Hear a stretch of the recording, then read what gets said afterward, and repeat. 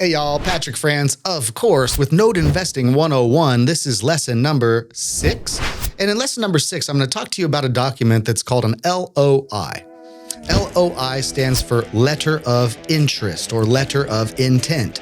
And not everybody uses these, but we believe it's a great practice if you're buying and selling notes. The reason being is that it gives you an offer price and an intent to perform full due diligence and at some point purchase that asset in writing. Not only does it help for organization and scheduling and these kinds of things internally, but also look, you have a written document that is legal proof that somebody is requesting to receive something like a hard collateral file in order to do due diligence. And there is personal information and important information that's proprietary that's in those files. And so you can't just be sharing these files willy-nilly all over the internet or showing them to just anybody. Let's just say, for instance, you're the seller of a note. I would put together a letter of interest or a letter of intent, and I would fill that letter out and then send it to whoever is interested in buying your note. If they're interested in buying your note, have them fill out the letter of intent or the letter of interest that they have in buying the note. Now you have it in writing that this individual is now going to be receiving important information, kind of classified information if you would, to be able to perform their full due diligence and decide if they really want to close and actually buy the note. So a letter of interest is non-binding. It is really just to solidify in writing the individual in which is going to be reviewing the file has intent to buy it and at what price if the due diligence process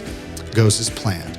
So that is LOI, or a letter of intent. So if you intend to buy a note from somebody, or if you intend to sell a note to somebody, maybe it's a good idea to use this letter of intent. All right, guys? So I will see you guys in the next lesson.